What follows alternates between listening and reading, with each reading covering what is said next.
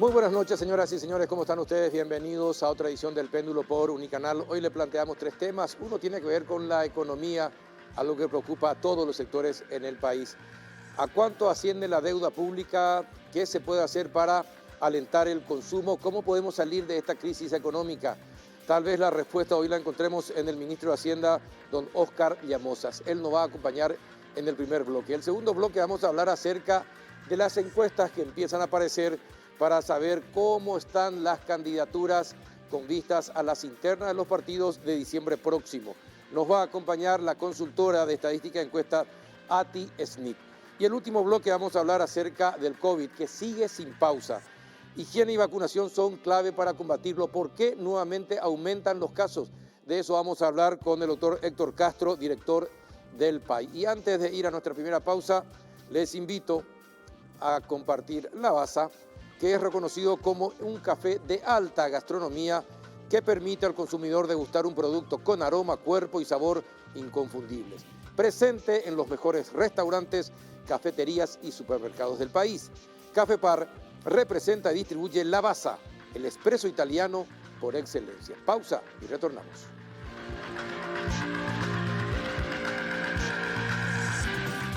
Llegaron a Bristol los superprecios de locos, precios inigualables con hasta 50% de descuento. Y como si fuera poco, con cada compra que realices, además de recibir una cuota de regalo, duplicas tus chances de ser uno de los ganadores de la promo más grande del país. 1.000 millones en premios. Escucha esta super oferta. Lavarropas Tokio Cecilia, 6,5 kilos. Carga frontal. Precio normal 18 cuotas de 245,000 guaraníes. Ahora, precios locos, 18 cuotas de 169,000 guaraníes. Bristol, la mejor casa de electrodomésticos del país. Con los productos verdes de Regional Sustentable creces de forma armónica con el medio ambiente. Financiación de Maquinarias es una línea de préstamos destinada al sector agrícola ganadero para la adquisición y renovación de maquinarias con motores de alta eficiencia y bajas emisiones. Ingresa a www.regional.com.py para conocer más detalles. Regional, creemos en vos. Muy bien, ya estamos en compañía del ministro de Hacienda de la República del Paraguay, don Óscar Llamosas. ¿Qué tal, ministro? Buenas noches, ¿cómo está? Muy bien, Carlos, muy buenas noches. Un gusto, como siempre, estar en tu programa. Aprovecho para saludarle también a toda la teleaudiencia. Muchas gracias por venir. Ministro, ¿hasta dónde podemos aguantar con la deuda, el aumento de la deuda? ¿Hasta cuánto, a fin de año, hasta cuánto podríamos llegar con el aumento de la deuda pública? Bueno, Carlos, como vos sabés, la deuda tuvo un aumento importante en los últimos años, principalmente para tratar de mitigar los efectos de la pandemia, ahí donde se da un salto importante de cerca de 11 puntos.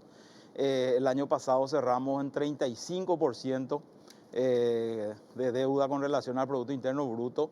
Este año estamos en los mismos números, si bien hubo un pequeño crecimiento, aún estamos dentro de ese rango y la idea es cerrar dentro de esos niveles, Carlos, ¿verdad? Dentro del 35, 36, creo que ya se está estabilizando el nivel de deuda en los últimos años. Si miramos el 2021, este año y las perspectivas que tenemos, va a estar estabilizada en esos números entre 35 a 38%.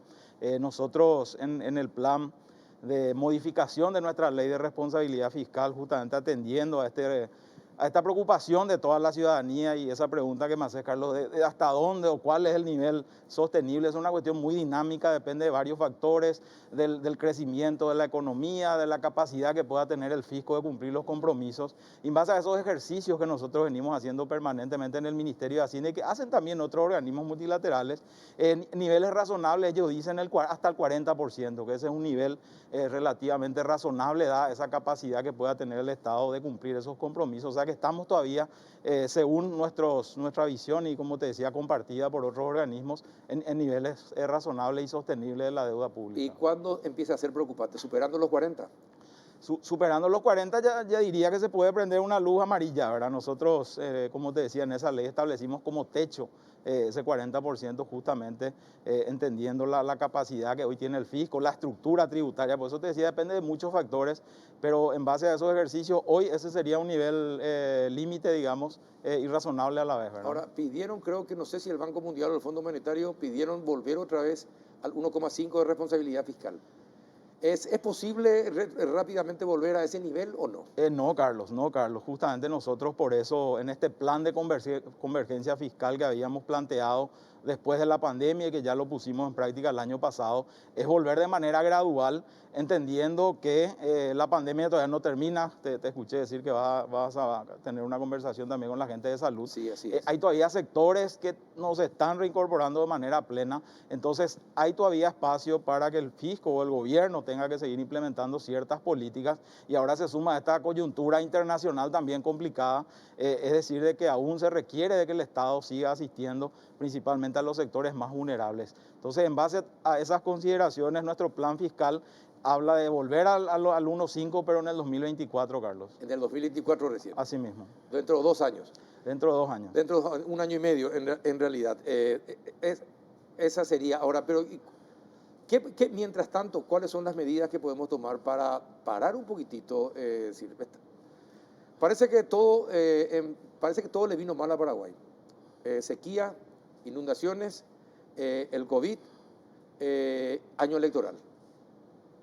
Cuando parecía que todo se empezaba a superar, viene el año electoral. Así mismo. Y Sí. ministro, le van a querer sacar plata por todos lados y están intentando sacarle plata por todos lados. ¿Qué va a hacer? Sí, como bien dijiste, Carlos, nosotros teníamos muy buenas perspectivas para este año. El año pasado iniciamos ya este proceso de recuperación económica. La economía tuvo un crecimiento del 4,5, se esperaban números positivos este año en torno al 3,7, pero lastimosamente sufrimos 2 impactos. Uno interno, que como bien dijiste fue la sequía, que afectó fuertemente al sector agrícola. Cerca del 40 al 60% de la producción agrícola se perdió. Eso tiene un impacto muy importante en la actividad económica. Y después este choque internacional, ¿verdad? Esta guerra de Ucrania y Rusia, que está teniendo un impacto importante principalmente a través del aumento de los precios de la energía, el combustible y también de los alimentos. Y justamente entendiendo este año complejo es que nosotros reiteramos el pedido al Congreso Nacional de ser prudentes en el manejo de las finanzas públicas, sin entrar a cuestionar o discutir las propuestas de fondo. Nosotros lo que decimos es que hoy las finanzas públicas están en un punto que ya no van a soportar aumentos del gasto público que no estén sujetos a un acompañamiento en la misma proporción de los ingresos, o si la elección del Congreso es priorizar ciertos sectores, necesariamente tienen que ajustar el presupuesto en sentido contrario, es decir, sacarle a otra entidad el mismo presupuesto en la misma proporción, justamente para no romper ese equilibrio que hoy tiene nuestro presupuesto, ¿verdad? Bueno, pero el año electoral le va a complicar, ministro, porque el presidente va a tener que hacer concesiones, porque su vicepresidente es el candidato, y los partidos políticos van a tratar de satisfacer a su clientela, que son los que le pueden oponer en el Congreso o en la presidencia o en la vicepresidencia o en la Cámara de Diputados, ministro. Sí, yo creo, Carlos, que el presidente dio una señal clara hace unos meses cuando presenta justamente al Congreso Nacional un proyecto de ley para aislar justamente de estos años complicados, años electorales, discusiones relacionadas a modificaciones del sistema tributario, es decir, menores ingresos para el fisco o aumentos de gastos, ¿verdad? Esa ley hoy está en el Congreso, lastimosamente no está teniendo el tratamiento que uno esperaría. Nosotros permanentemente todas las semanas estamos haciendo reuniones y teniendo conversaciones con las distintas bancadas del Congreso, porque esto es una cuestión que nos compete a todos, Carlos. La calidad del gasto público no es una cuestión exclusiva del Poder Ejecutivo. Hay cuestiones que se deciden en el Congreso, hay cuestiones que se deciden en el Poder Judicial. Así que esta es una cuestión que tiene que involucrarnos a todos y que finalmente termina afectando a la ciudadanía, porque el que paga la factura es la ciudadanía, ¿verdad? Claro, pero ahí es donde los políticos tienen que demostrar su liderazgo. Es decir, el presidente presenta un plan y pide que se tengan en cuenta ciertas condiciones. Y sus diputados y senadores, los de su movimiento, acompañan, no acompañan, hacen algo, hacen propaganda, publicitan, discuten. ¿Qué pasa? Por eso le digo, el presidente puede hacer, pero si el presidente no tiene liderazgo sobre sus diputados y sus senadores, entonces el Congreso va a seguir haciendo lo que quiera. Creo que leí una gacetilla en donde iban a preparar un plan anticrisis, algo así, ustedes esta semana. Iban a plantear... Estamos trabajando, Carlos, en una serie de acciones para llevar adelante en este segundo semestre del año, basada en 4 pilares, ¿verdad? Por un lado, la asistencia social, como te decía, hay sectores que aún están afectados por toda esta coyuntura económica, entonces estamos presentando una serie de acciones para tratar de mitigar el impacto en estos sectores más vulnerables. Por otro lado, la inversión pública, que para nosotros sigue siendo una herramienta sumamente importante de generar empleo, de generar fuentes de trabajo, también el efecto indirecto que tienen otros sectores, también focalizarnos en lo que hoy está aprobado en el presupuesto y acelerar esos procesos. Estamos hablando de más de 1.100 millones de dólares que aún están pendientes de ejecución en este segundo semestre y con eso podemos generar cerca de 50.000 empleos, ¿verdad? Así que ese segundo eje es sumamente importante. Por otro lado, también lo relacionado a las cuestiones tributarias, ¿verdad? Seguir otorgando ciertas facilidades tributarias, como te decía, principalmente a aquellos sectores afectados. Ya en enero habíamos anunciado algunas facilidades tributarias al sector agro, ahora estamos evaluando algunas cuestiones relacionadas a otros sectores, entonces también vamos a enfocarnos en las cuestiones tributarias, lo del combustible, mantener la reducción del selectivo al consumo y otras medidas, como te decía, y finalmente también el financiamiento, ¿verdad? Hoy en esta coyuntura complicada, los bancos centrales de todos los países están tomando medidas para tratar de contener este impacto que estamos viendo en los precios, en la inflación, entonces están alzando sus tasas de política monetaria. Esto indirectamente afecta también a las tasas de interés de los préstamos. Claro Y desde la banca pública nosotros estamos trabajando para tratar de congelar las tasas de interés de los principales productos, ya sea del Banco Nacional de Fomento, de la Agencia Financiera de Desarrollo. Entonces esas son una serie de acciones que estamos trabajando en el equipo económico, que seguramente la semana que viene vamos a hacer público ya de manera mucho más puntual, de manera a afrontar este segundo semestre que sigue siendo todavía muy complejo y complicado. Ahora, ministro, yo no sé hasta qué punto usted puede entrometerse en la agenda de las instituciones en lo que se refiere a compras, servicios, contrataciones, etcétera, etcétera, etcétera. Pero me imagino, conociendo lo que usted habrá advertido a los directores de los entes, a los ministros, viceministros, contrataciones solamente lo necesario. Inversión, por ejemplo, la contratación de limpieza.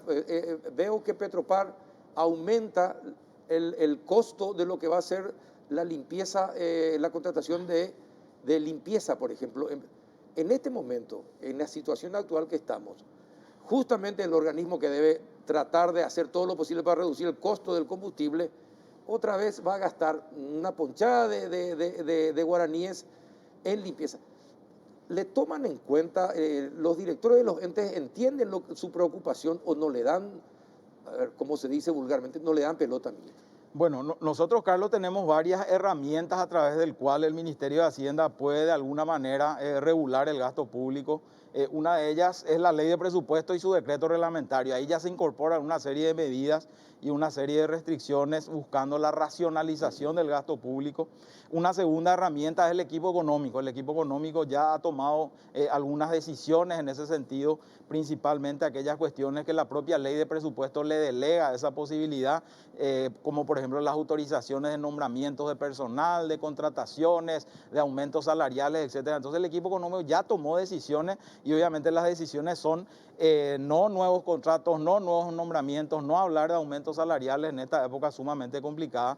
Y finalmente la herramienta del plan financiero, ¿verdad? Claro. Y esa también es una herramienta que mes a mes la vamos midiendo y calculando. Entonces el Ministerio de Hacienda, dentro de sus facultades y las posibilidades que tiene, está tratando de tomar esas medidas de racionalización del gasto. Obviamente ya las cuestiones muy puntuales como las que mencionás son responsabilidad de cada uno de los administradores públicos, ¿verdad? Y ahí siempre lo que podemos hacer es reiterar el pedido desde el Ejecutivo de ser prudentes con el gasto público. Y en este momento está usando mucho el plan financiero. Estamos usando lastimosamente una herramienta que se fue limitando su efecto. Hoy básicamente solamente rige para el Poder Ejecutivo, lastimosamente en las leyes de presupuesto los demás poderes del Estado se exceptúan y prácticamente tienen una libertad para utilizar su presupuesto, para hacer nombramientos, contratos, etcétera. Pero bueno, igual apelamos siempre también a esos poderes, que no a la responsabilidad, ¿verdad? Entonces, no es fácil, Carlos. Como vos sabés, las discusiones relacionadas al presupuesto y las cuestiones que proponemos de reforma, porque nosotros creemos que las reformas son la solución de fondo a varias cuestiones, la de compras públicas, servicios civiles, etcétera. Pero bueno, lastimosamente no tenemos la fuerza que se requiere en esta instancia, y es que siempre apelamos también a la ciudadanía, porque finalmente, como te decía Carlos, el que paga la factura de todas estas cuestiones es la ciudadanía, no existe sí, otra. Efectivamente. Y dígame, ¿qué pasa con los bonos? Veo que suspendieron la emisión de bonos, ¿no? La venta de bonos en el exterior. ¿Se suspendió? Suspendimos la colocación de bonos en el mercado interno, Carlos. En el mercado Nosotros para este año, ya viendo esta situación complicada que se iba a ir dando con aumento de tasas, es que modificamos la composición de la autorización de endeudamiento que pedimos al Congreso. Históricamente se solía autorizar la colocación de 600 millones de dólares en bonos del Tesoro. Para este año nosotros solicitamos 350 millones y los 250 restantes ya con préstamos de organismos multilaterales que hoy están teniendo tasas mucho más ventajosas que la que uno puede obtener en el mercado internacional. De esos 350, a inicio de año ya colocamos en el mercado internacional cerca de 200 millones de dólares a tasas muy buenas todavía, Carlos, porque se estaba dando o se dio antes del inicio de este conflicto. Pero lo que quedó para el mercado interno sí, ya estamos viendo el efecto de estas alzas de tasas por parte del Banco Central y el impacto que tiene eso en el mercado financiero. Entonces tomamos la decisión de no comprometerle al fisco a tasas que nosotros creemos que son extraordinariamente altas y coyunturales. Nosotros creemos que estas tasas se van a ir normalizando durante el año que viene. Entonces tomamos la decisión de solicitar al Congreso revertir esa autorización en vez de colocar en el mercado interno 140 millones de dólares. Les pedimos que nos cambie por un préstamo de un organismo multilateral que, como te decía, son a tasas mucho más ventajosas que la que hoy ofrece el mercado. También a más años, ¿verdad? Si bien hoy el Tesoro en el mercado interno coloca ya inclusive a 20 años de plazo en guaraníes, pero las tasas están muy por encima de las que nosotros estamos dispuestos a pagar, ¿verdad? ¿Y estamos cumpliendo con los vencimientos de las deudas?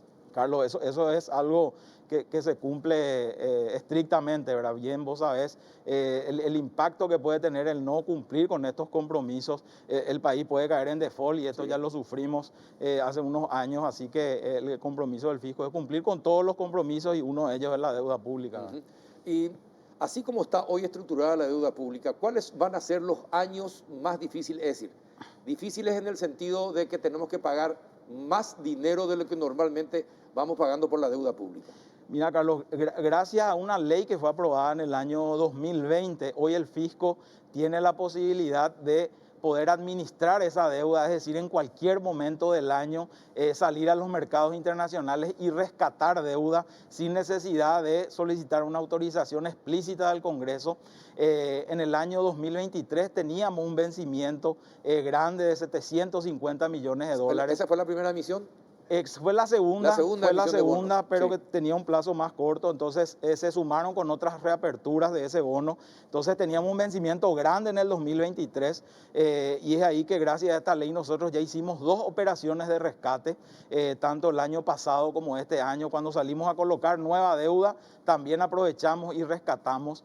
Y ahí, Carlos, lo que pudimos hacer es... Pero estamos pagando deuda con deuda, ¿no? Con nueva deuda. Sí, claro, se canjea la deuda. Estamos haciendo una calecita. Es administración de deuda, Carlos, eso hacen todos los países, ¿verdad? O sea, las deudas, hay una frase que siempre nos dicen, las deudas no se pagan, se administran, ¿verdad? Eso es lo que hacen todos los países. Entonces lo que nosotros hacemos es canjear una deuda que en su momento se tomó a tasas muy altas porque fueron las primeras colocaciones del país. Por ejemplo, canjeamos una deuda que estaba por encima del 5% de interés anual por otra que conseguimos a 2,7%. Entonces estamos mejorando. Pero reducimos la deuda. ¿Estamos reduciendo la deuda o solamente canjeando por más plazo? Reducimos el monto de intereses que pagamos por esa deuda, ampliamos el plazo, pero siempre hablamos del mismo monto, ¿verdad? Rescatamos 500 millones de dólares de esa deuda de 750, canjeamos por otra deuda de 500 millones a una menor tasa y a mayor plazo. Entonces, ese es el objetivo de la administración de pasivos y de esta ley que hoy nos permite tener esas opciones, ¿verdad? Y bueno, ¿y podemos llegar a cumplir con todos los compromisos y ir eliminando deudas o vamos a seguir administrando deudas? Hoy en el corto plazo, Carlos, es administrar deudas, ¿verdad? Es administrar deudas. hoy no tenemos la capacidad de rescatar el 100% y cubrirlo con impuestos, ¿verdad? Lastimosamente el espacio fiscal que tenemos no nos permite eso. Sí, seguir cubriendo los compromisos de intereses con recursos del Tesoro y hacer estas operaciones de administración del capital con relación a la deuda total, ¿verdad? En los últimos, a ver, desde el 2008 a esta parte, ¿cuánto aumentó la deuda pública en Paraguay? Ya no tengo números precisos, Carlos, pero la deuda sí empezó a tener una dinámica mucho más importante a partir del año 2014, 2013, que es cuando se empezó a colocar bonos del Tesoro en el Esta mercado es la evolución de la internacional. deuda pública, ¿no? Esa sería desde el 2018. Sí, hoy están 14.000 millones, sí, ese es el stock de la deuda hoy. Como te decía, entre el año 2021 y este año logramos estabilizar de alguna manera. Y ahí se ve ese salto importante entre el 2019 y 2020, sí. que está explicado por dos factores. Uno, los recursos que fueron autorizados por el Congreso para implementar varias de las medidas de la ley de emergencia, y otra también, Carlos, importante, que mucho de esta deuda pública va a inversión pública, ¿verdad? Hoy podemos ver el crecimiento que ha tenido nuestra red vial, y eso es sumamente importante, Carlos, porque no solamente ayuda a cerrar las brechas que tiene nuestro país en materia de infraestructura, sino que mejora también la competitividad de nuestro país, ¿verdad? Hoy la salida de nuestros productos a los mercados, al tener una ruta de todo tiempo, obviamente acorta los plazos, como te decía, mejora los costos, etcétera.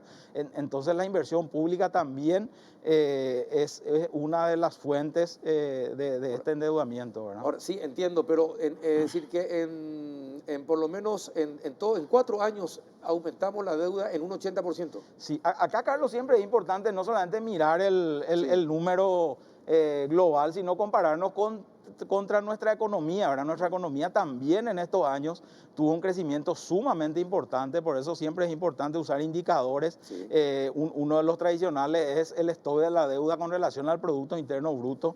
Como te decía, en el caso de Paraguay estamos en 35%. Paraguay sigue siendo, Carlos, a pesar de este crecimiento que uno ve ahí, el país con el menor nivel de deuda con relación a su economía, ¿verdad? En toda la región, ¿verdad? Entonces esa es una cuestión que habla de ese manejo prudente. Si uno mira los números solamente diría que hubo un crecimiento muy importante, pero también la economía acompaña este crecimiento, y es finalmente lo que uno busca, ¿verdad? Que esta deuda vaya principalmente al sector productivo y eso ayude a que la economía siga creciendo, ¿verdad? ¿Y por qué tanta informalidad entonces? Si eso va al sector productivo, ¿por qué la informalidad no se reduce? Sí, hay varios factores, Carlos. Uno, obviamente, que nuestra economía no tiene la capacidad para generar empleos de calidad, ¿verdad? Yo creo que ese es uno de nuestros principales problemas. No está generando la suficiente cantidad de empleos de calidad, pero ahí es importante justamente generar esta infraestructura básica para que inversores puedan seguir apostando al Paraguay, no solamente inversores locales, sino extranjeros. Y en los últimos años hay un crecimiento sumamente importante, Carlos, de inversiones extranjeras, ¿verdad? Hace unos días se firmaba con una empresa Paracel, que tiene capital paraguayo y también capital sueco, de una planta celulosa, que es la inversión más grande en la historia de nuestro país. Estamos hablando de cerca de 4.000 millones de dólares, 40.000 empleos que va a generar. Entonces, ese tipo de inversiones son las que van a ayudar a combatir esa informalidad, porque genera empleos de calidad, ¿verdad? En paralelo, obviamente, también, Carlos, tenemos que generar los incentivos para que aquellas personas que trabajan por cuenta propia o en pequeñas empresas también vayan hacia la formalidad, ¿verdad? Estaba viendo el estudio del INE, y usted que es el presidente del FEI, por ley, sabe perfecto, me imagino que habrá leído también. La gente no educada es la gente que va a estar en el trabajo informal. Y es la que trabaja con el menor salario posible. Prácticamente se les explota en cuanto a salario se refiere. Entonces, por lo tanto, la educación es fundamental para ir mejorando el nivel de calidad de los profesionales paraguayos, de todos, pero también un control estricto en cuanto a la formalización de las empresas, de los trabajadores, etcétera, etcétera. Esa es una deuda de todos los gobiernos, y de este en particular, ministro. Por eso estamos en esta situación. Todo lo que se hizo en la pandemia era también con la obligación de que la gente se formalice. Pero finalmente, ahora que salimos un tiempo de la pandemia, volvemos a tener los mismos o peores índices de lo que teníamos antes. Entonces, ¿qué es lo que nos falta?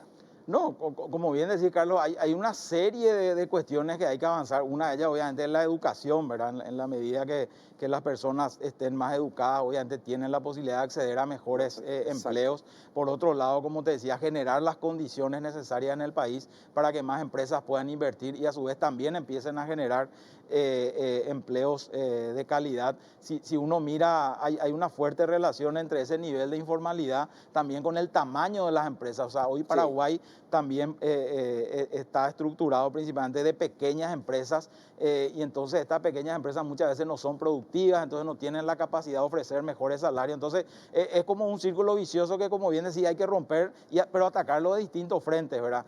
Y un poco tratando no de contradecirte, Carlos, yo creo que mucho se ha hecho, ¿verdad? Lastimosamente no es suficiente para romper con esto que, como bien decís, lleva sus años, pero yo creo que hay que continuar con estos esfuerzos. El FEI yo creo que fue una de las políticas más importantes de los últimos años. Obviamente tiene sus falencias, tenemos que acelerar los procesos, ya sea en infraestructura y en otras cuestiones. Ayer justamente se otorgaban más de 150 becas para estudiantes en el exterior a través de Becal. Entonces esas son cuestiones que van a ayudar a mejorar nuestra situación, pero obviamente son insuficientes dada la magnitud de esta problemática, ¿verdad? Ministro, el aumento del salario mínimo ya fue absorbido por los aumentos de la canasta básica.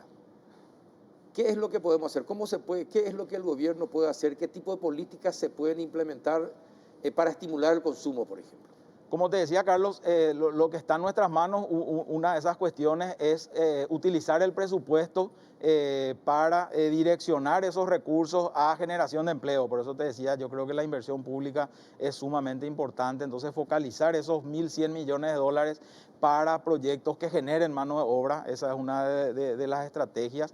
Por otro lado, hay sectores que aún están siendo afectados o más afectados incluso por esta coyuntura. Entonces, a través de los programas sociales tradicionales también tratar de ayudar y de incorporar a aquellas familias que están en una situación complicada. Entonces, hay una serie de acciones que se van a llevar adelante, pero la principal y el principal desafío es contener o tratar de contener esta inflación y ahí están las herramientas tradicionales, la que te mencioné, la del Banco Central, la del fisco también, ¿verdad? Tratar que por lo menos desde el gasto público no generemos mayor presión a la suba de los precios y eso va un poco de la mano con este plan fiscal.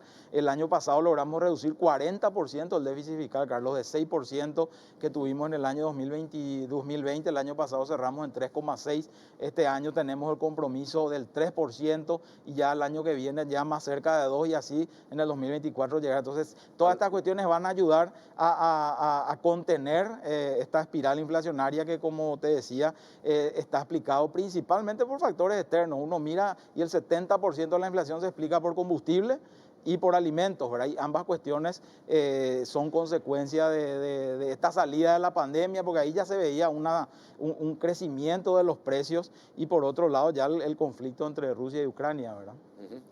Bien, ¿cómo va a ser el año que viene? Es decir, primero, ¿cómo terminamos? Cortito, ministro. ¿Cómo terminamos el 2022 y qué piensa usted que va a ser el 2023?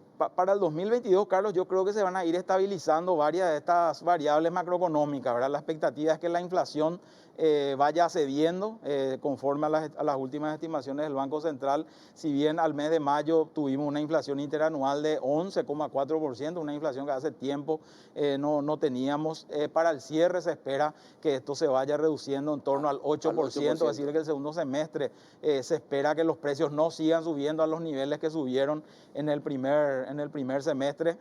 Por otro lado, también la economía yo creo que va a tener una dinámica más importante. Estamos viendo números auspiciosos del agro, el maíz y otros productos están teniendo cosechas récord, así que el sector agro también se está recuperando después de ese primer trimestre sumamente complejo. Y también vemos otros sectores que siguen manteniendo su dinámica, el sector servicios, el sector construcciones, van a seguir siendo sectores que van a mostrar mostrar Ojalá. números positivos. Entonces la expectativa es que el segundo semestre sea mejor que el primero y ya en el 2023 volvamos nuevamente a los niveles naturales de crecimiento de nuestra economía, en torno al 5%, incluso algunos organismos internacionales están previendo para el año que viene. Obviamente mucho va a depender también de cómo evolucione esta coyuntura internacional y también la cuestión climática, ¿verdad? Es una realidad, nuestra economía está muy afectada, Ligada, sí, muy ligada a las a las cuestiones cuestiones climáticas, pero las expectativas son buenas para el año que viene, Carlos. Bueno, ministro, te agradezco que hayas venido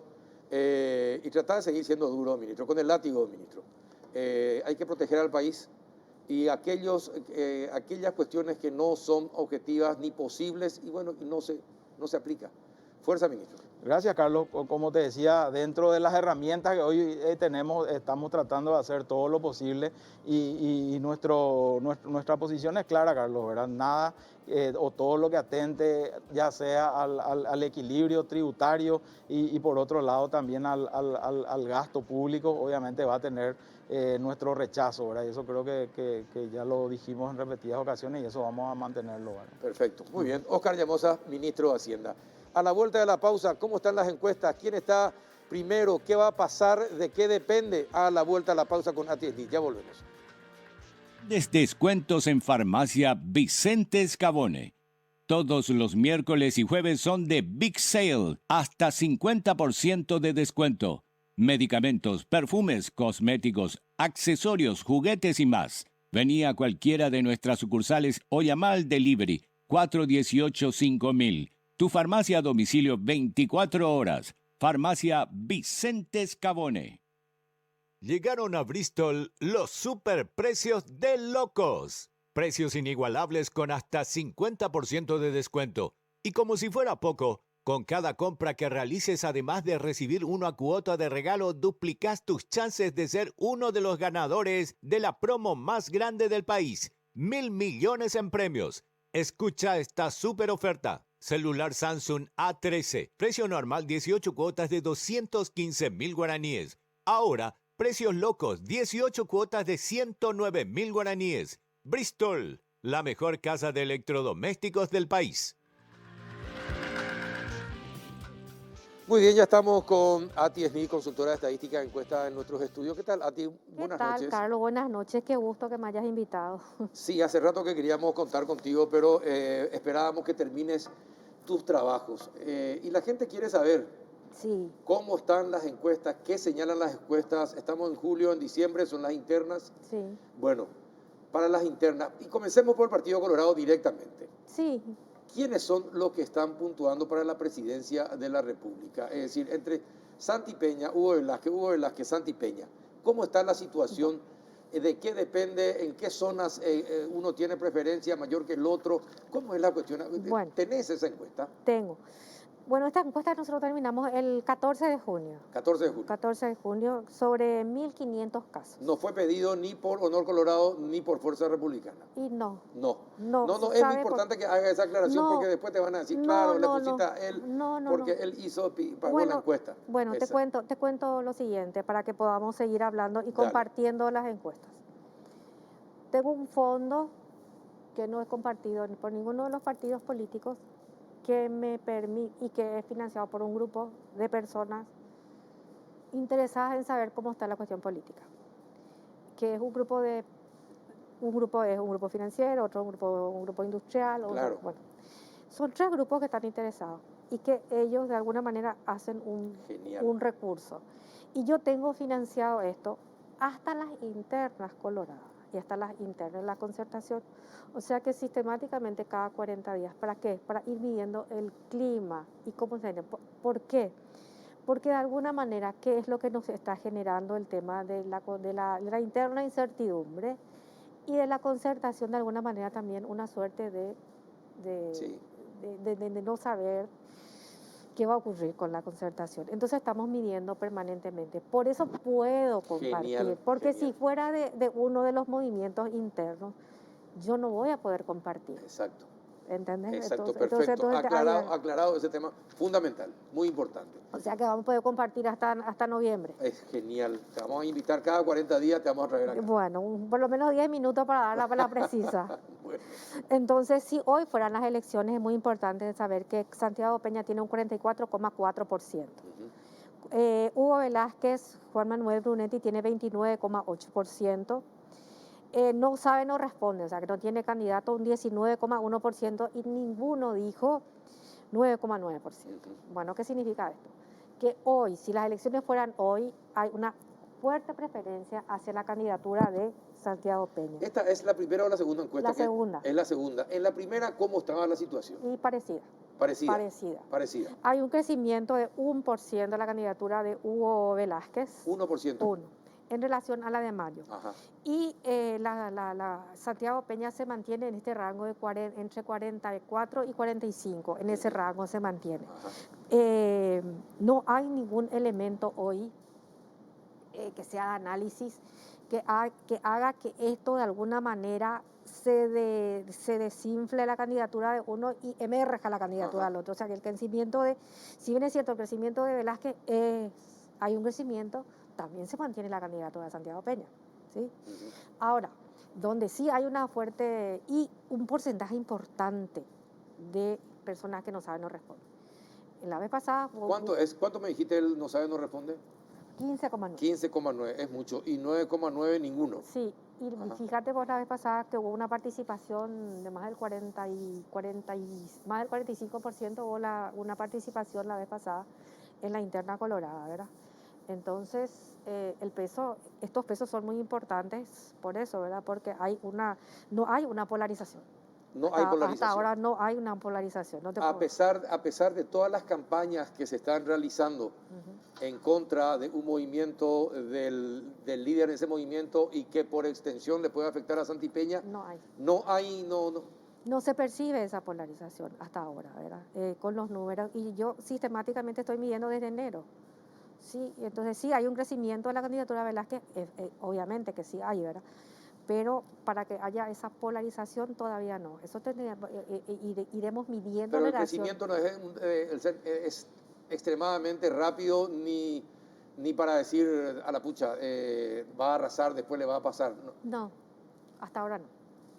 No sé, tendría que ocurrir algo. No sé si los eventos comunicacionales o los eventos que puedan ocurrir y que sean perseguibles desde el punto de vista judicial, como que es lo que se está queriendo plantear, a que en algún momento estas candidaturas de alguna manera se vayan disminuyendo en la opción.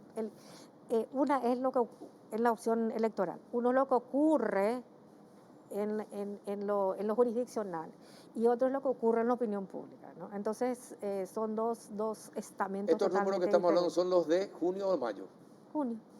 De junio. Ahora. Bueno. Hace 10 días. Hace 10 días. Todo esto de lo que se está hablando del avión iraní, de la asociación con terroristas, ¿tiene algún impacto? De alguna manera tendría que tener un impacto, pero no se mide todavía. Eso va en la próxima. En la próxima sí se podría, si es que hay algún tipo de impacto. Claro. O todo lo que se dice que probablemente va a haber una denuncia contra o fulano. Como te digo, lo jurisdiccional y lo perseguible desde el punto de vista judicial hasta ahora no afecta lo que es la opinión pública de la opción electoral. Pero al electorado colorado, ¿le afectan los ataques que se dan entre los candidatos? No. En el punto de vista hasta ahora, como lo estoy percibiendo, como lo estamos percibiendo en los números, no le afectó a Santiago Peña, por ejemplo. A Santiago Peña no lo afectó. Y a Hugo Velázquez tampoco, pues este voto que tiene es un voto duro, ¿verdad? El voto que tiene es un voto duro. Sí, entonces, evidentemente que la interna corre por otros senderos, que son un poco más pragmáticos a veces. Ajá. Eso en cuanto a Santi Peña y Hugo Velázquez. En cuanto a senadores, ¿hiciste alguna encuesta? Sí. ¿Cómo está la situación del Partido Colorado? 22 nombres tenemos ya que fueron nombrados y que ya tienen una preferencia electoral, ¿sí? Y acá tenemos lo siguiente, y te leo. hay algunos liderazgos regionales que son muy interesantes, hay unos que están ya dentro del esquema de la senaduría hoy o de la Cámara de Diputados que pretenden volver a ser electos. Ahora, pero si van a ser senadores, es importante la influencia, es decir, la preponderancia regional solamente. No, eso es lo importante, salir de lo regional. Exacto. Salir de lo regional y convertir eso en una candidatura nacional. Porque acuérdate que Ahora, para no, diputados sí para es importante. diputados, claro. Es obvio, sí. Obvio. Bueno, entonces tenemos Baruja. Juan Carlos Baruja tiene un 6,9. Cachito Salomón, 5,5. Martín Arévalo, 4,9. Derlis Osorio, 4,8. Lilian Samaniego, 4,6. Víctor Miranda, 4,4. Lizarela Valiente, 4,0. ¿Quién es Víctor Miranda? Víctor Miranda es un candidato emergente del departamento de Misiones, que es un hallazgo, que es un líder nuevo, y Lizarela Valiente, a que yo denomino a este liderazgo, a Víctor Miranda le denomino yo un liderazgo regional que se está convirtiendo en algo nacional. Tiene algo de votos en Asunción y tiene algo de votos en el departamento central. Lizarela Valiente, que es el efecto ganador de Oscar Nenecho Rodríguez en los cuadros colorados del departamento central un poco, y Asunción, ¿verdad? Que es un poco un voto de cuadros. Después tenemos a Hugo Ramírez con un 3,8, a Bachi Núñez 3,5, a Arnaldo Samaniego 3,5, Luis Petengil 3,3, claro que es un líder emergente, también es un líder nuevo. Pero conocido, tanto en el ámbito de deporte como empresarial. Claro. Después Derly Maidana 2,9, Mario Varela también que viene el liderazgo regional 2,9, Julio Borba, que al final no se inscribió, pero cuando yo lo medí iba a ser candidato, era 2,9, Beto Velar 2,7, Lea Jiménez 2,6, Blanca Ovelar 2,4, Juana Fara 2,0, Carla Basigalupo 2,0, Orlando Fioroto 1,8 y Colin Soroka 1,3. No respondió todavía a la pregunta 18,1 y no tiene todavía ningún candidato 6,9. O sea que hay mucho que tejer todavía. ¿Por qué? Porque hay 45 candidaturas por cada uno de los movimientos. Entonces, y cada candidatura va a ser una campaña electoral. Y personal, porque como hay voto preferencial, a lo mejor el que está ubicado en el puesto 18 puede pasar a ser el número 1. Claro. Acá el 45 no importa el lugar sino estar en carrera. Estar en carrera, así mismo. Así mismo. Esta te cuento que terminamos. ¿Diputados no haces? Diputados no tengo. ¿Por qué? Porque estoy haciendo ahora. ¿Por qué? Voy a hacer Asunción. Voy a hacer ahora Asunción y voy a hacer una muestra distribuida por seccionales y representativa por cada seccional, ¿verdad? Y voy a hacer una encuesta diputados para Central. O sea que eso es lo que voy a tener. ¿Por qué? Porque la muestra de diputados tiene que ser una muestra representativa de la región o del ámbito geográfico que corresponda. Porque no, con datos generales no puedo hacer inferencias porque los números serían para mí muy temerarios. Decir que con 70, 80 o 120 o 150 casos que corresponde a cada zona geográficamente de manera proporcional a una muestra nacional me dé a mí inferencia por 19 distritos por lo menos que tiene el departamento central, ¿verdad? Entonces es muy peligroso hacer ese tipo de inferencias estadísticas y poco certeros también. Claro. Y yo a esa cosa no me arriesgo. Bueno, esa es la situación actual en el Partido Colorado. En el Partido Colorado. En el Partido Liberal, ¿cómo está el liderazgo de Efraín Alegre? Muy bien, te voy a contar cómo está la concertación. Sí, en la concertación. La concertación. En la concertación. Acuérdate, son dos muestras diferentes, Carlos. Dos muestras diferentes, ¿en qué sentido? En que una es una muestra que solamente tengo como unidad de análisis a los colorados con 1.500 casos, y esta es una otra encuesta que hace referencia a unidad de análisis inscriptos en los padrones electorales y a todos los partidos políticos. ¿Qué significa eso? Que acá los incluye a todos. Entonces tengo la lista, cómo estaría compuesta hoy la lista si hoy fueran las elecciones y cómo está compuesta hoy la concertación. Entonces si hoy nosotros preguntamos cómo está Efraín Alegre y no el Partido Liberal, la concertación. Tenemos la emergencia muy importante de un candidato también. Efraín Alegre con 22,8. Esto que no estaba en las mediciones anteriores porque no era candidato, Euclides Acevedo 15,8. Katia González 15,4. Mide bien, Katia. Mide bien, Katia. Sebastián Villarejo 6,8, Paraguayo Cubas 4,6, Esperanza Martínez 3,2, Soledad Núñez 3,2, Martín Burr 3,1, José Luis Chilabert 1,3, Hugo Fleitas 1,5, ninguno 7,6 y 14,3 no respondió a la pregunta. Entonces eso es muy importante analizar. ¿Por qué? Porque en el caso más importante acá, el candidato más fuerte hoy de la oposición sigue siendo Efraín Alegre. Ahora, si nosotros pasamos esta candidatura a las elecciones nacionales, o vamos, los escenarios te pusieron. Bueno, vamos a hacer un escenario en el que no sé quién va a ser el candidato de la interna colorada, pero vamos a ver cómo queda Efraín Alegre. En un escenario 1. Sí. Efraín Alegre tiene un 20,1% de la elección nacional, ¿sí? Hoy.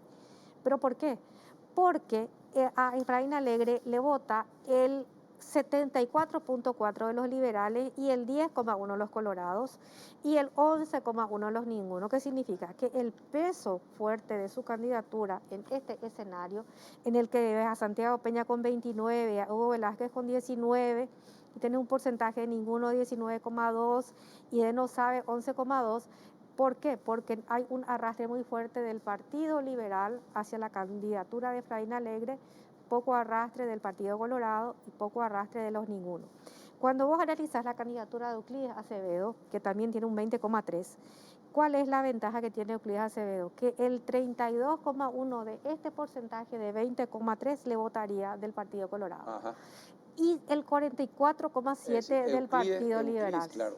Y tiene más votos colorados que Efraín. Más votos colorados. ¿Por qué? Porque al Colorado no le resulta traicionero, ni no le resulta chocante, ni le resulta muy transgresor votar a Euclides. Claro. No es como una traición. Ajá. En cambio, le votó a Efraín y sí. Y un dato interesantísimo de los jóvenes y de los ninguno, un 18,6 le vota a Euclides. Un porcentaje muy fuerte de colorados, que el 30, hablar de los jóvenes colorados. No, de jóvenes en general. Un 32,1 de colorados no es poco, es muchísimo, porque estos son los que participan. Sí, un tercio. Claro, entonces es muchísimo. Por otro lado, cuando le medimos en otro escenario a Katia, tenemos que Katia tiene un 20,7, creo que es 20,7. Si mal no veo, sí, 20,7. Sí. Pero a Katia, ¿cuál es la ventaja que tiene Katia ahí? La ventaja que tiene Katia es que a ella le vota un 27% de colorados, un 37% de liberales y le vota un 22% de ninguno. Ella también arrastra un voto colorado y gente que no. En tanto, el 37% nomás de liberales. Entonces, ella tiene un voto fuerte por fuera de lo que es el Partido Colorado. Y Soledad Núñez, que es otro de los escenarios que es muy interesante analizar. Porque es emergente totalmente. Porque es emergente. Ella lleva el voto, un porcentaje muy importante de 20% de todos los que es partiditos, ¿verdad? Digo a los partidos pequeños, digo, Encuentro Nacional, Patria Querida, UNACE, Cruzada Nacional, Hagamos, ¿sí? Lleva 7,1 del Partido Colorado, que no es poco para la emergencia de su candidatura, que es novísima. Y 48,2 de liberales. O sea que eso también es muy interesante analizar. Mira, liberales le votan muy bien, ¿sí? Tiene un perfil interesante para los liberales. Y un 17,6 de gente que dice que no está afiliada a ningún partido. Afiliada partidariamente. Y entonces es una candidatura interesante, sí lo es. La de Katia, sí lo es. La de otro candidato emergente, porque hace 40 días no lo estábamos midiendo a Euclides, y ahora resulta que podría tener votos, ¿verdad? Entonces eso también es interesante. Y por otro lado, te cuento cómo, si me preguntas hoy cómo quedarían las elecciones nacionales. No sé si tenemos esa pregunta, pero te puedo decir, y acá viene otra vez lo que es el famoso Cerro Porteño, ¿verdad? Tenemos que Santiago Peña tiene un 23,2, Efraín Alegre tiene un 14,3. Esta es, ¿verdad? Esa es, sí, exactamente, 14,3. Hugo Velázquez tiene 14,0. Efraín Alegre está hoy así, en estas condiciones, por encima de Hugo Velázquez. Por encima de Hugo Velázquez, sí, así es. Euclides Acevedo 9,9, Katia González 9,7, Sebastián Villarejo 4,3, Paraguayo Cubas 2,9, Esperanza Martínez 2,2, Soledad Núñez 2,2, Martín Burr 1,9, José Luis Chilaver 1.1, Hugo Fleitas 1.0, ninguno 4,8 y no responde 9.0. Esto es si las elecciones presidenciales fueran hoy. Sí. Entonces acá vamos a tener un enfrentamiento Colorado-liberal aparentemente, que es lo que se va a dar. Entonces acá sería muy interesante los acuerdos que se pudiera dar dentro de la concertación y cómo y qué legitimidad arroje Claro. la interna sí. del Partido Colorado, porque la legitimidad de las elecciones del Partido Colorado hace que que el Colorado tenga adhesión hacia gana de votar por el candidato. Porque Ajá. ya sabes, cuando No, ocurre, sí. ellos pasó, no votan, sí, ya sí, pasó. sí, ya Eso pasó. es muy importante. Sí, hay sectores, yo recuerdo lo de Blanca Velar, cuando el sector de Castiglioni decidió no votarle. Claro. ¿Verdad? Sí. Por ejemplo. Sí. ¿Verdad? Bueno, sí, ocurre. No va a ser la primera vez que pasen del Partido Colorado o algo así. Y también, la legitimidad es importantísima. Claro. Esa es la legitimidad para que este candidato sea absorbido por las bases, porque las bases es difícil hasta ir a hacer campaña después. Te están pasando un dato muy interesante. El de los senadores de la oposición. El de los senadores de la oposición. Esto es muy interesante. ¿Por qué? Porque tenemos muchos históricos y muchos nuevos también, ¿verdad? Fernando Lugo, 11,2. Un liderazgo muy fuerte. Muy el fuerte. liderazgo Increíble. más fuerte. El liderazgo más fuerte de la Katia González, 7,1. ¿Y por qué le pusimos a Katia González? Porque ella tiene esa actitud negociadora. Si tenemos que negociar, vamos a negociar, dice ella, ¿verdad? Claro. Entonces, si yo tenga que ceder, ella dice que va a ceder. No va a tener problema en ceder, según dijo. Según dijo, ¿verdad? Entonces, por eso la medimos. Porque ya me cuestionaron esto, por eso te digo. 7,1. Entonces, si vos mirás cuáles de las dos fuerzas, los dos no son liberales. Celeste Amarilla en tercer lugar. Celeste Amarilla en tercer lugar con un 4,1. Sebastián Millarejo, 3,9. Salim Busarquis, 3,2. Patrick Kemper, que es un hallazgo muy interesante, que está haciendo una gestión muy interesante dentro de la concertación, tiene un 3,1. Eduardo Nakayama, 2,7. Líder Amarilla, 2,6. Sí. Fernando Camacho, 2,5. Tito Sayer, 2,5. Luis Alberto Wagner, 2,5. Blas Lanzoni, 2,4. Carlos Filisola, 2,1.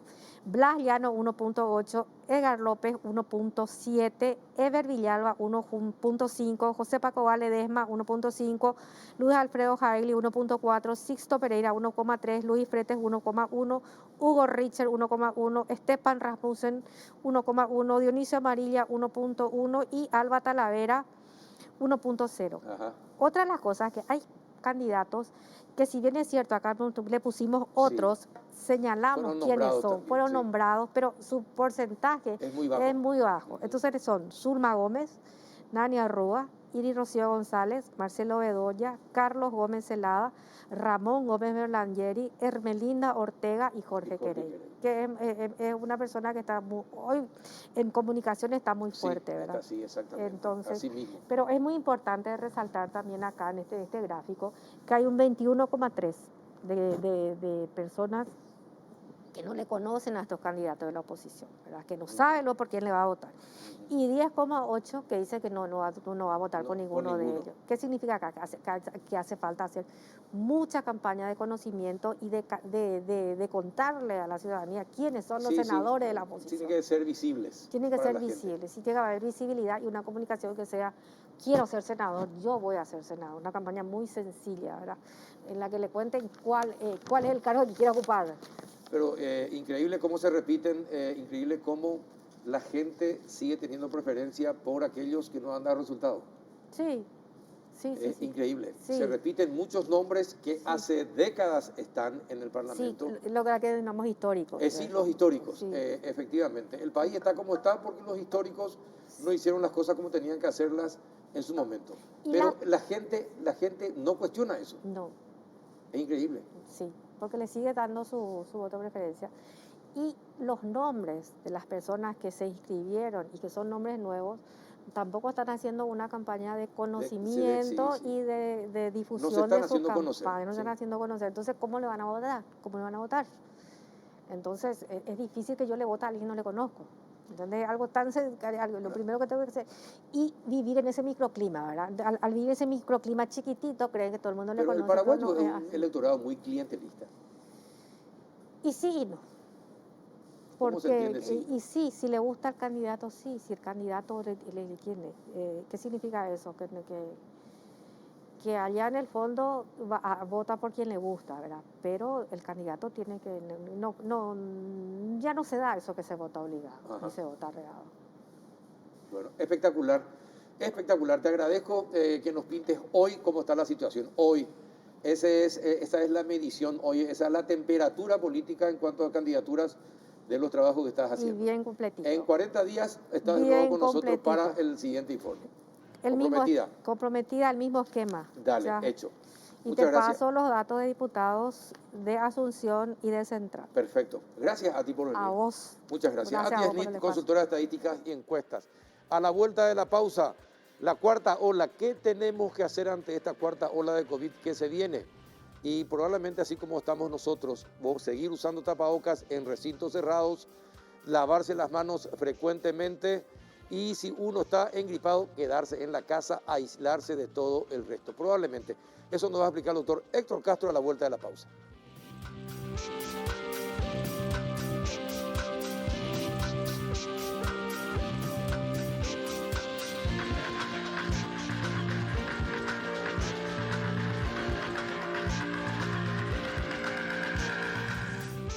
Ya estamos en el último bloque del péndulo y agradecemos la presencia del doctor Héctor Castro, director del PAI. Buenas noches, doctor. Gracias por venir. Gracias, Carlos. Un saludo a toda la teleaudiencia. Muy contento de estar aquí con vos. Yo sé que estás contento por estar conmigo, sí, yo sé eso. Hasta ahí nomás dejamos, ¿sí? Sí, la alegría hasta ahí nomás. Doctor, esta es la cuarta ola en Paraguay, esta que tenemos ahora. En realidad, hablando así de lo que se refiere a la ola, nunca uno espera que sea la cresta, sino que tan solo el aumento de los contagios implicaría que estemos hablando de ella. Sí. Estamos acostumbrados a referirnos así a olas de contagio justamente cuando empieza a aumentar el número de cuadros respiratorios y que hemos padecido desde el 2020 con mayor, diría yo, con un testimonio más vivo. Y eso hace que obviamente cada vez que aumentan los casos respiratorios hablemos de olas. Pero sencillamente tenemos que retrotraernos y volver a enfatizar lo de siempre, lo que habías mencionado anteriormente, ¿verdad? Sencillo es reactivar los hábitos que nos ayudarán a protegernos sin que eso implique volver para atrás con restricciones. El uso de tapabocas, lavado de manos, guardar reposo si tiene un cuadro respiratorio y completar las dosis de vacunas. Ajá. Hoy, ¿cómo está la dosis de vacunas en cuanto al COVID? Tenemos una disponibilidad muy importante. No la disponibilidad, sino la gente que se vacunó con la primera, la segunda, la tercera y la cuarta, si Mira, es que los hubieran los dos refuerzos. El día de ayer alcanzamos 15.000 dosis aplicadas. Después de 104 días volvimos a alcanzar esa cifra. La última vez que se alcanzó esa cifra fue el 18 de marzo. Entonces uno se empieza a analizar qué es lo que sucedió en todo este tiempo, sabiendo que... ¿Nos dejamos estar? Sí, probablemente, y la cuarta dosis o segundo refuerzo ya hace tiempo estamos ofreciendo. Sí, cierto. Entonces vuelve el fenómeno de, ante la percepción del riesgo, recién yo voy a recibir las Muy vacunas. paraguayo. Es un fenómeno que tenemos todos, ¿verdad? Sí. El de reaccionar ante una situación, ya sea positiva o negativa. Pero justamente tenemos que ir trabajando en incluirlo como hábito, me refiero a la vacunación, exacto, de hacerlo con anticipación, ¿verdad? Y prácticamente ese es el fenómeno. Lo que vemos, Carlos, dentro de esas 15.000 dosis aplicadas en un día, la mayoría son el segundo refuerzo. Le sigue... el segundo refuerzo. El segundo refuerzo, sí, o sea, la cuarta dosis. Sí. Le sigue el primer refuerzo, tercera dosis. Le sigue la segunda dosis y muy poco la primera dosis. Por ejemplo, alrededor de 6.000 serían en cantidad el segundo refuerzo y alrededor de 600, 800 la primera dosis. La primera dosis. Pero tenemos que verlo también eso como una esperanza. O sea, yo me refiero muchas veces a la reticencia a la vacunación, no una respuesta definitiva, sino que un rumbo para prestarle atención. Yo creo que ahí está el trabajo que debemos hacer, una situación donde hoy nos permite ya trabajar en una forma más planificada y sobre todo estamos hablando de adultos que tienen una esperanza de vida y que tienen una actividad económica todavía para el país muy importante y que con las vacunas van a evitar el ausentismo laboral, el lucro cesante y ni hablar lo que representa una internación grave. Lo que está diciendo es muy importante, doctor, en el ámbito de la economía. Del total de las personas que podrían aplicarse las vacunas y que no se aplicaron la primera dosis, ¿hay algún estudio que revele cuántos son jóvenes de 18 años para adelante, que es la población económicamente activa, Sí, que todavía no se vacunó? Sí, hay una bisagra, 40 años. A 40 años. 40 años, menores de 40 años tienen mayor cantidad de no vacunados, mayor cantidad de que no completaron la segunda dosis, mayor cantidad de que no avanzaron con el primer refuerzo. Mayores de 40 años tienen mayor cantidad de personas con 2 dosis, mayor cantidad con el primer refuerzo. Mayores de 50 años, el 75% de esa población, mayores de 50 años, tienen 2 dosis. El 75%. El 75%. O sea, si nosotros Sí. hablamos de los mayores, sin De la embargo, franja etaria, sí. exactamente. Ajá. Y si hablamos de cuarta dosis, el 40% de los mayores de 60 años, de la tercera dosis, el 40% tiene ya, por encima de 60 años, tiene el primer refuerzo. Ajá. Entonces, si nosotros vemos, obviamente la edad es un factor muy importante a la hora de evaluar vulnerabilidad, sobre todo en este tipo de cuadros, ¿verdad? Sin embargo, nosotros tenemos que evaluar la condición también de las personas Claro. jóvenes. O sea, tenemos que ver si realmente tenemos el hábito de ir al médico y controlarnos. No es tan solo hacer un chequeo de laboratorio, un electrocardiograma, una radiografía y ya está. Es analizar con el médico cómo está nuestra salud y ver un poco si podemos modificar nuestros hábitos. Y estamos hablando de personas jóvenes con sobrepeso, con hipertensión, con problemas renales, Diabetes. con cardiopatías, con diabetes, porque justamente nuestros hábitos alimenticios han Sí. cambiado, ¿verdad? De aquella época a hoy han cambiado bastante y obviamente requiere de una atención, ¿verdad? Es decir, más reticentes a vacunarse son los menores de 40 años, entonces. Sí, sí. Definitivamente. Sí, son, en realidad, Y ¿el Ministerio de Salud tiene algún estudio de menores de 40 años con todos estos problemas que usted citó?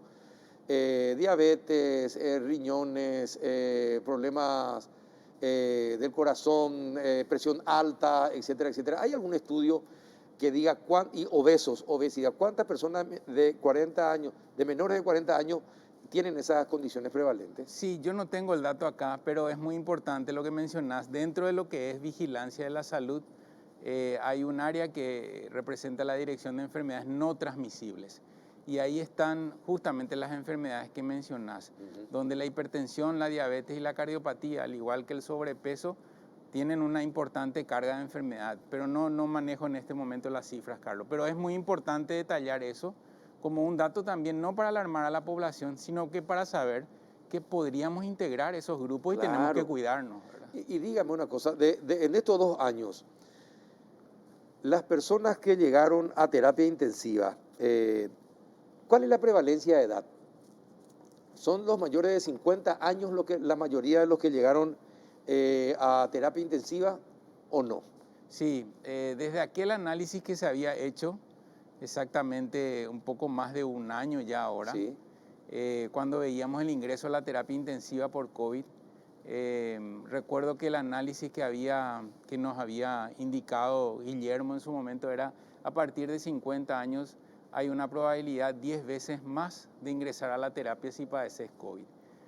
Y eso creo que fue muy importante a la hora. Recordarás que teníamos pocas vacunas y Sí. fuimos bajando por grupo de edad y después dijimos hasta 50 años, independientemente de tu condición de salud, acércate a vacunarte. Por debajo de 50 años ya fue de 18 a 49 con enfermedad de base, que exactamente estamos cumpliendo un año, recordarás que era Sputnik, Sí, la sí, vacuna, y empezamos a habilitar los centros masivos en la costanera, trabajamos los fines de semana. En aquella oportunidad era de 18 a 49 años con factores de riesgo, pero claramente si hablamos solo de edad, 50 años para adelante ya representaba 10 veces más el riesgo de internarse. Ajá. Y la mayor cantidad de gente fue la que fallecieron por COVID. Fueron definitivamente los mayores de 60 años para arriba. Sí, exactamente. Y obviamente si hablamos de comorbilidades, diabetes, sobrepeso y cardiopatía ocupaban los lugares más importantes en cuanto a analizar como comorbilidad los que desarrollaron formas graves. Ajá. Bueno, y actualmente, ¿por qué se da la mayor cantidad de infecciones de COVID en menores? Que después llegan a las casas, porque están en las escuelas, los colegios, llegan a las casas y contagian a toda la familia. ¿Qué es lo que está pasando? ¿Por qué la mayor cantidad de niños y adolescentes se contagian con estas variantes? Bueno, es muy importante ese análisis a la hora de evaluar cómo evitamos un contagio y quiénes se adhieren más a esas medidas para evitar el contagio. Nosotros vemos que, por ejemplo, es más frecuente ver una persona de mayor edad con tapabocas en un ambiente cerrado que una persona joven. Nosotros vemos que el lavado de manos es mucho más adherente a una persona mayor, incluso los niños, que una persona joven. Entonces nosotros tenemos que trabajar en la inclusión de esos hábitos en ese grupo de edad. Como histórico, Carlos, las enfermedades respiratorias tienen grupos amplificadores de infección. ¿A qué me refiero? Que hay grupos que aumentan la cantidad de contagio y eso a su vez trae consecuencias en las familias.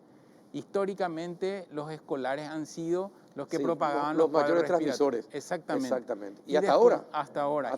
Por otro lado, los profesionales de la salud. Así mismo. Entonces, recuerdo que en la década del 80, 90, también muchos países habían intervenido con vacunación contra influenza, más bien enfocado en grupos escolares para disminuir en los extremos de la vida y hacer un impacto con una protección indirecta. Eso habla bien de una estrategia con la vacunación, pero también nos describe cómo ocurren los contagios con mayor frecuencia en estos grupos, por varias razones. Porque están mucho más cercanos en sus actividades, porque tienen un contacto muchas veces no protegido, porque no hay una buena adherencia al cubrirse para estornudar o toser, al lavarse las manos, incluso a guardar reposo si es que está con un cuadro respiratorio. Y eso obviamente se minimiza cuando una persona es joven, porque aparentemente fuera de eso está sano, pero esa persona puede ser un vector en la transmisión que puede amplificar. Ese es el análisis que debemos hacer. Como médico, doctor, en el 2019 había hecho la pregunta a la gente del Ministerio de Salud: ¿cuántas personas fallecieron por problemas respiratorios en Paraguay? Eran 3.800 y pico de personas las que fallecieron por problemas respiratorios en el 2019. ¿Cuántas de esas personas, qué lástima que no sé si habrá algún estudio, pero cuántas de esas personas que fallecieron por problemas respiratorios contrajeron gripe por los chicos que vinieron del colegio, o contrajeron el problema respiratorio porque alguien vino del trabajo con gripe y nosotros no lo sabíamos? Es decir, indirectamente fuimos responsables probablemente de la muerte de algunos de nuestros familiares mayores con problemas de base y no lo sabíamos. ¿Verdad? Sí, eso es muy importante, Carlos. El análisis que debemos hacer cuando estamos ante contingencia respiratoria es el cuidado personal, porque debemos ser solidarios y respetuosos con nuestro entorno. Eso implica que si estoy con un cuadro respiratorio, yo tengo que guardar reposo, porque yo no sé cómo va a desarrollarse esa enfermedad si le contagia a mi compañero, que puede tener otra condición clínica. Y eso realmente habla de la solidaridad. Y eso no quiere decir que evitemos la interacción, sino que tenemos que cuidarnos nada más y seguir juntos en esto, ¿verdad? Pero es mucho de educación también, que hemos aprendido con la pandemia. Sí, no, definitivamente. Y por otra parte, de todas estas variantes de Omicron, ¿cuál es hoy la que en el mundo está prevaleciendo? Bueno, Omicron realmente ha marcado un antes y después en la pandemia. Con el Omicron, antes del Omicron, nosotros creíamos muy poco probable la reinfección. Hoy la reinfección aparece incluso en un periodo de 3 meses. Así mismo. Con el Omicron, nosotros antes del Omicron veíamos que la posibilidad de contagio era de 2 a 4 personas por cada infectado. Después del Omicron, incluso llegó a 12 personas alrededor de un infectado. Con el Omicron hemos aprendido que evadían los sistemas de defensa que inducían las vacunas. por eso se hablaron de refuerzos. Claro, y estas nuevas variantes creo que están en ese tema, doctor, están esquivando todos los sistemas de defensa tal y cual. se ocultan. Tal cual. Sí. Y además de eso, con el Omicron aparecieron las subvariantes del Omicron. O sea, es como si fuese ya de la progenie del Omicron y no de Wuhan, de Delta, de aquellos que estaban anteriormente. Eso quiere decir que es impredecible de dónde aparecen estas subvariantes. Sin embargo, estamos viendo que desde el ingreso a nuestro país, la subvariante Omicron, como la 4, la 5 o la B2.12.1, que son nomenclaturas tal vez muy técnicas, pero para que la audiencia entienda, Cierto. son variantes que si bien vienen del Omicron, a su vez son diferentes y eso hace que aparezcan las reinfecciones, eso hace que se evadan los sistemas inmunes inducidos por las Claro, vacunas. es como la influenza que cada año viene una cepa diferente, ¿no? Tal cual. Es así, ¿verdad? Entonces el camino que se está llevando ahora y que próximamente vamos a tener son vacunas que van a tener dentro de su composición la variante Omicron, o sea, una protección directa sobre la variante Omicron. Estas vacunas que estamos recibiendo, si bien están basadas en la protección contra la variante Wuhan, con los refuerzos se ha encontrado que aumenta la protección, por eso insistimos tanto en los refuerzos. Una cosa, doctor, que me habían dicho algunas personas, tiene relación con las tarjetas que están en los celulares, ¿verdad? Hay un problema dentro del sistema porque muchas personas que ya tienen la cuarta dosis todavía no le aparecen las dos de refuerzo.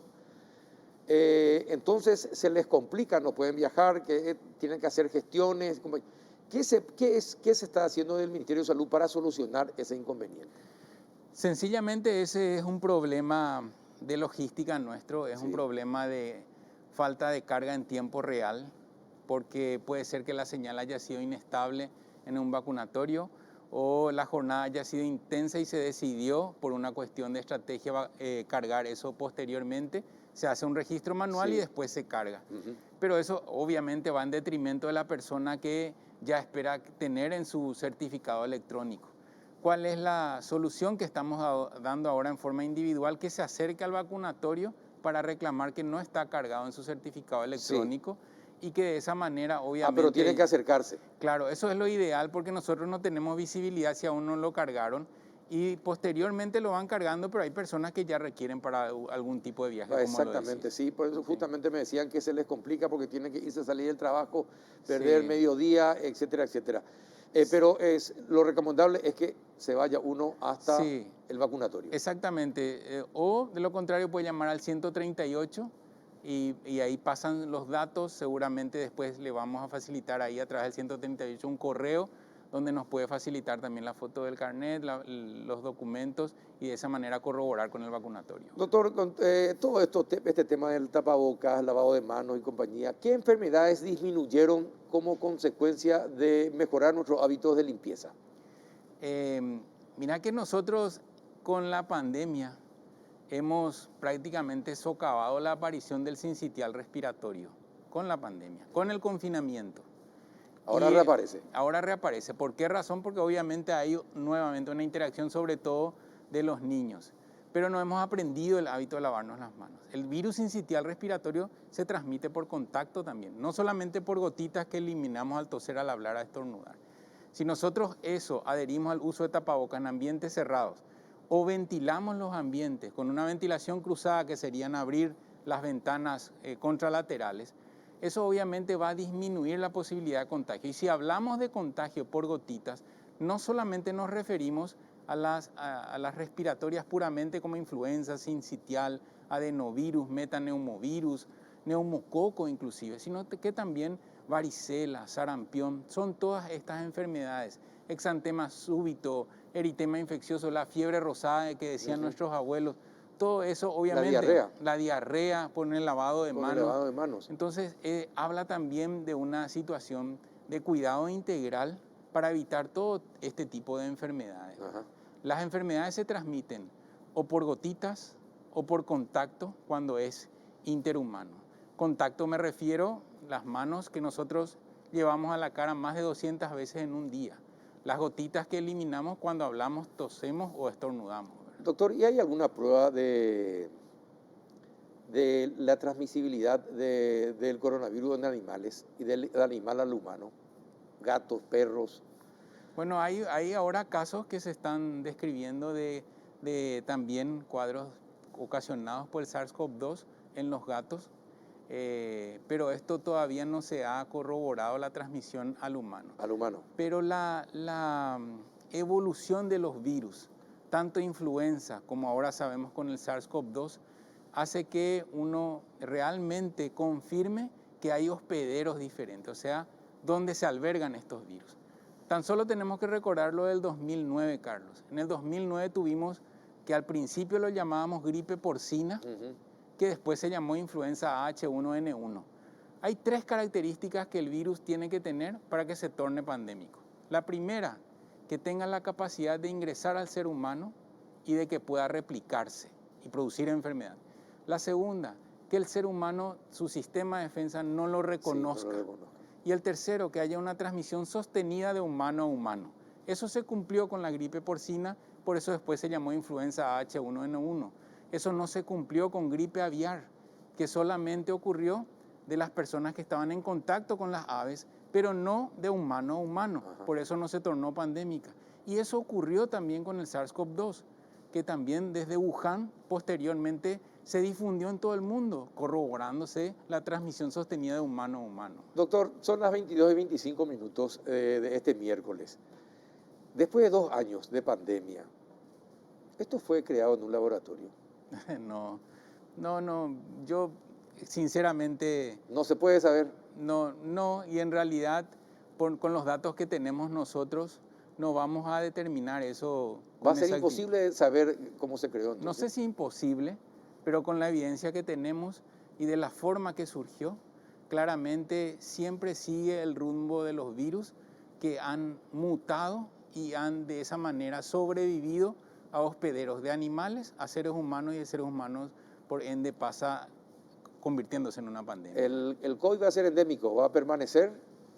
Lo ideal sería que... Cada año tenemos que cumplir con todas las normas, cada vez, o todo el año tenemos que hacer lo mismo si es que nos resfriamos, porque acá pues, nos resfriamos en cualquier momento, sí. Nos engripamos en cualquier momento. Sí. Tenemos que acostumbrarnos a este modo de vida, que tenemos problemas respiratorios, ponernos tapabocas, lavarnos las manos permanentemente y ver si necesitamos refuerzos. Mira, así como lo expresas, yo no quisiera que se torne como un hastío, ¿verdad?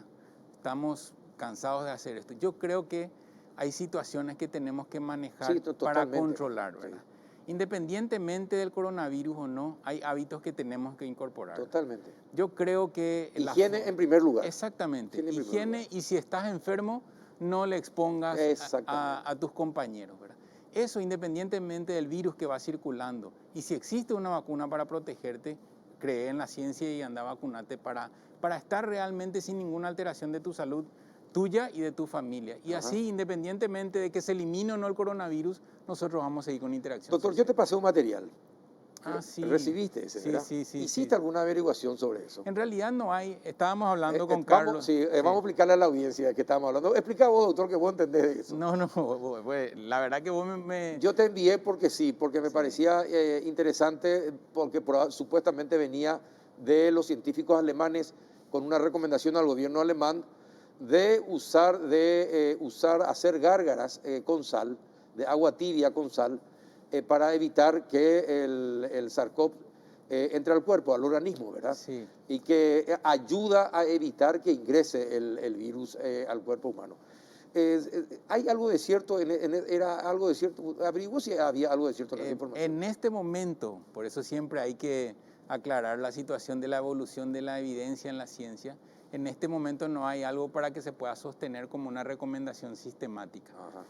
Hay hipótesis al respecto, incluso es una práctica que muchos médicos, no solamente en Alemania, lo han incluido, ¿verdad? El hecho de hacer buches con solución salina. Sí. Sin embargo, el daño también que produce, porque eran unas solución salinas más concentradas, realmente causó incluso problemas de salud en las personas. Esta situación realmente no tiene una evidencia para sostenerlo como recomendación, y sí sabemos cómo se transmite el virus y sí sabemos cómo evitarlo. ¿para qué vamos a exponernos a alguna situación que no tiene una evidencia robusta Ajá. y que incluso te pueda alterar la salud, ¿verdad? Hoy en el noticiero pasábamos una información acerca de los problemas que podría generar en el organismo a largo plazo, a mediano y largo plazo, el COVID-19. Hablaban de mayor posibilidades de ACV y de otras dolencias. ¿Eso Sí. está comprobado? Sí, hay una explicación que realmente responde a esa afirmación. Lo Sí. primero, nosotros sabemos que hay placas de ateromas alrededor de los vasos sanguíneos, como la arteriosclerosis. Sí. Esas placas tienen una estabilidad. Cuando ocurre una reacción inflamatoria en relación al virus, esa reacción inflamatoria es como una tormenta que desestabiliza esas placas y lo convierte en trombos que están itinerantes en los vasos. Esos trombos o coágulos pueden llegar a un pequeño capilar, ya sea o una pequeña arteria, ya sea en el corazón o en el sistema nervioso central, en el cerebro, y ocasionar accidente cerebrovascular, problemas cardíacos, problemas renales, y eso se ve en todos los cuadros respiratorios y posterior a ellos. Independientemente del COVID, Sí. se ve en todos. Sí, se ve con mayor fuerza ahora con el SARS-CoV-2 porque hemos analizado, pero también se ve incluso con el sincitial respiratorio en las personas mayores. Y nosotros hablamos del sincitial respiratorio, solo le afecta a los lactantes. Niños, sí. Entonces hay que cuidarse en ese sentido, no estamos infundiendo pánico, sino más que nada cuidarnos de los cuadros respiratorios en dos formas. Primero, nuestra condición previa de salud. Si yo estoy con esa condición, bueno, pues bien, debo cuidarme. Y si estamos ingresando en una temporada de aumento de cuadros respiratorios, cuidarme para evitar el contagio y recibir las vacunas, ¿verdad? Perfecto. Doctor, qué lujo tenerte. En serio, gracias por venir, porque es tan instructivo todo lo que charlamos, lo que charlas, lo que nos explicas, que realmente reconforta. Y ojalá genere la conciencia que espero que se genere cuando te traigo acá, o le traigo al doctor Hernán Martínez o al ministro Julio Borba para que expliquen lo que está pasando con el COVID. Te agradezco de corazón que hayas venido. Muchas gracias. Y ojalá te mejores el ánimo, doctor. Todo es posible en la vida. Bueno, yo soy de Cerro Porteño, por eso me está cargando tanto, Carlos. Desde No, que no te empezamos estoy el cargando. programa. Te estoy diciendo que ojalá que te recuperes rápido. Bueno, y un mensaje para toda la teleaudiencia que ahora nos está mirando es que realmente nosotros encontramos un momento como para debatir tan importante que son las vacunas, dentro del marco del respeto y sobre todo enfatizando lo que es el cuidado de la salud de la gente. Tenemos que hablar de esto, así como hablamos hoy, hablar en las casas, pero hablar con mucha responsabilidad si es que vamos a dar una recomendación. Exacto. Porque tus afectos, lo que más querés, lo que todos quieren es sentirse bien. Entonces yo respeto la opinión de aquel que no quiere vacunarse, pero quiero saber cuáles son los motivos para ver si yo le puedo acercar algo para que pueda cambiar esa opinión. No porque a mí me interese por otra razón, sino porque me interesa que esa persona esté mejor. Nada más por eso insistimos nosotros en el mensaje. Perfecto. El doctor Héctor Castro, director del PAI. Bien, llegamos así al final de otra jornada del péndulo por Unicanal. Nos reencontramos el próximo miércoles. Hasta entonces.